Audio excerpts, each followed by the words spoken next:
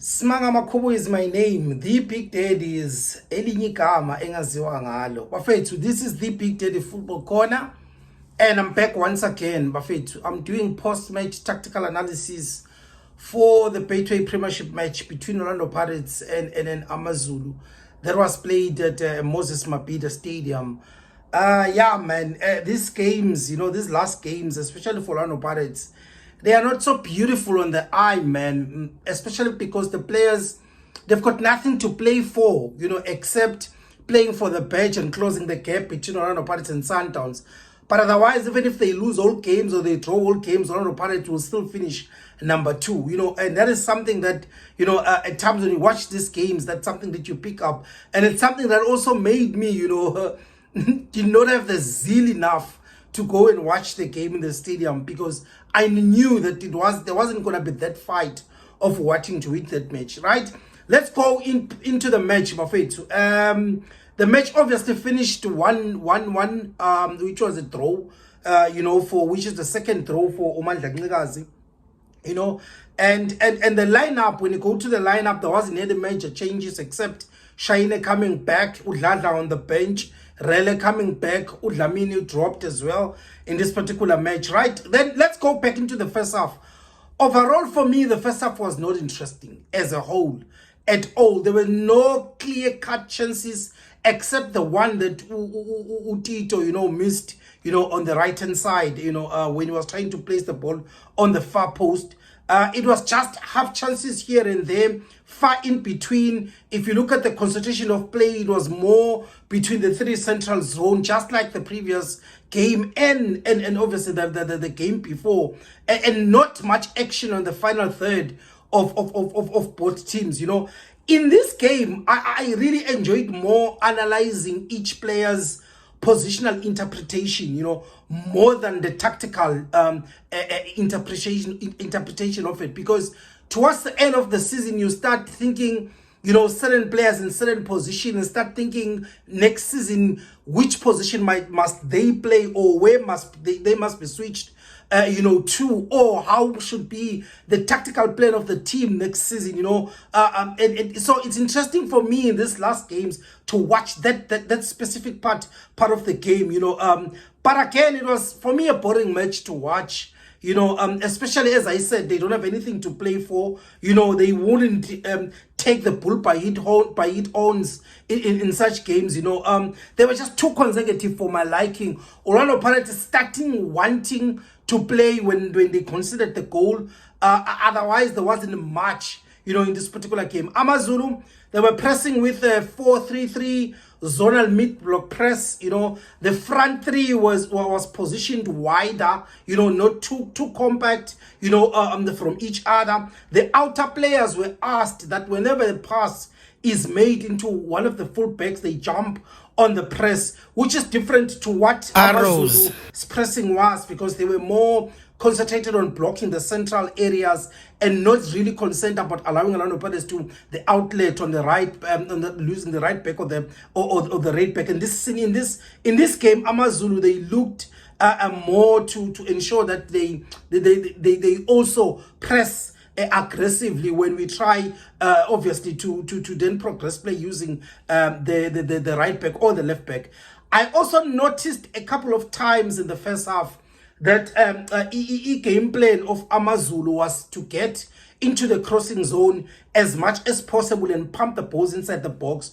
As we have seen in previous games that Orlando Pirates have struggled in terms of giving balls playing inside the box, I noticed that in the first half that AmaZulu were trying by all means to get into that zone, pump the balls inside the box, but I think Orlando Pirates defended that game well, even when Umbogas also was subbed in this particular game from an injury.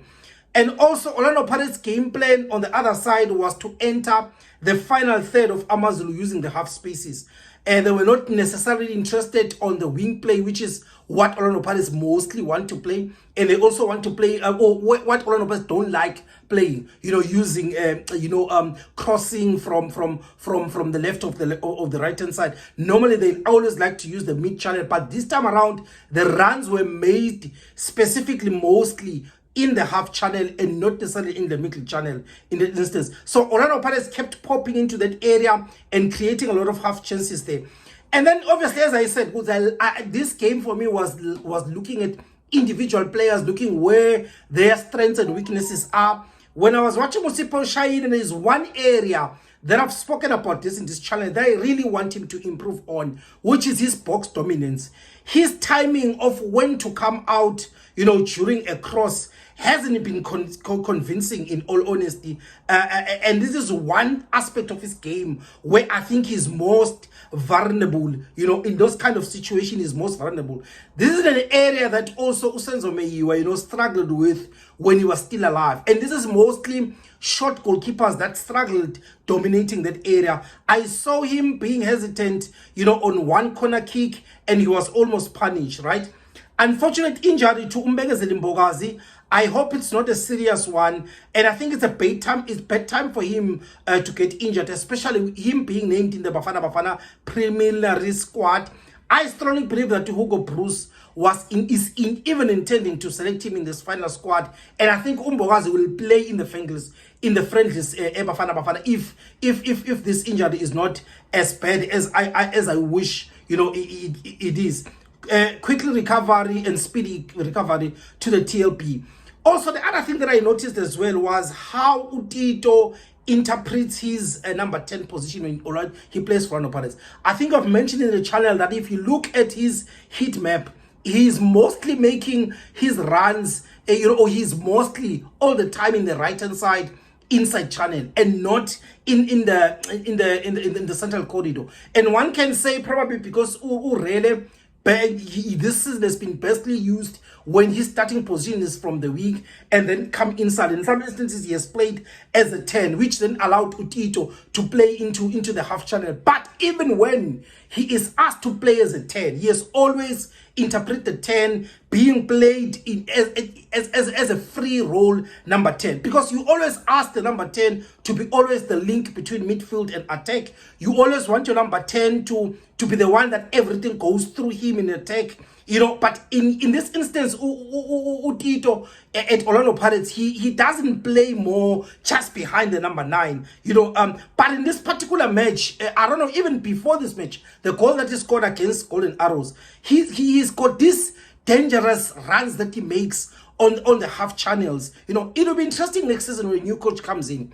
Uguti, will he be given the free role to play as a 10, or another person will think, probably let me drop Tito and play him as an 8, or even maybe play him as a winger, I don't know. I'm yet to see what the new coach will do. But when I watch him at Bafana, I always see a different kind of interpretation from Tito. He's always disciplined. He plays in front of the pivot. He doesn't drop below the pivot. He's always want to play and be the link. And for me, that is where the Tito I want him to be. I really, really want him to play that number 10 disciplined, that doesn't allow him to drop out of that, because he also gives the club, he also gives Orlando Palace the triangular shape, and it doesn't, we don't get much dominated when he plays as a top or on the tip of that triangle. So, but I would also love him to take more shots outside the box. There's a goal he scored, in the CAF Champions League in the early stages, and I really, really want him to take more shots outside the box, because he has it in him to score those type of goals. But at times I just feel he tends to want to walk the ball inside the net. Another player that I watched closely was Nkota. There was, when I saw him making different kind of runs and different kind of threat that the runs that he makes, does, it got me thinking, what exactly is Nkota's best position? Because for me, he lights up and look very dangerous when he makes his starting runs from the inside channel. I don't like him when he receives next to the line. I like him when he receives more on the inside channel. I like him when he receives in between, the defensive line, because that's where for me he's most dangerous. I like him a lot when he makes runs, when he makes runs behind the last line. I think he's a monster in those type of runs. I also like him when he makes runs, on the shoulders of the defenders. And for me, I still think that Unkota is, for his best position, is not a winger. He's actually a center forward. But I would like to hear what you guys think. Second half, Orlando Pirates concede. And I said to me, good, because I think the only thing that was going to wake up the Orlando Pirates was for them to concede. And when they conceded, they started wanting to play. And when they scored, they dropped the tempo again. But that goal woke them up and they started playing with a purpose. Simphiwe Selepe scored.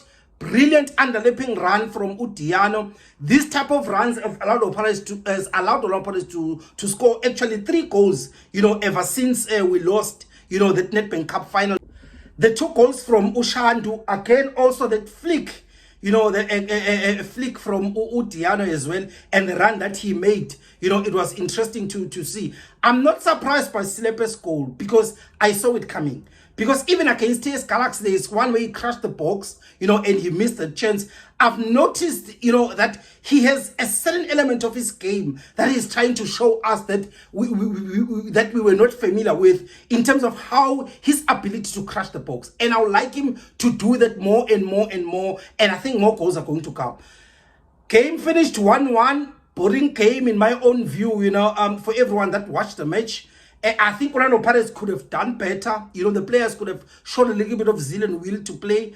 And also for the players that don't play more often, this is a chance for them to showcase what they can bring. For me, they really need to take this game seriously, because this is a chance to show the coach, even the new coach that's going to watch these games, to say, I want to be next season. For me, out of all the players that have not played throughout the season, and possibly maybe there will be, towards the end of season, in those conversations to say, do we keep them, do we loan them, do we sell them? For me, Selepe and Kimvudi are the only 2 players that have raised their hands and say, I strongly believe and I strongly want to play next season. And the rest of the players, I'm yet to see, that fire of wanting to play and be there. Tshepang Moremi impressed me a lot from AmaZulu. His energy levels, his pace, his direct attack, his dribbling that he normally shows in this kind of matches.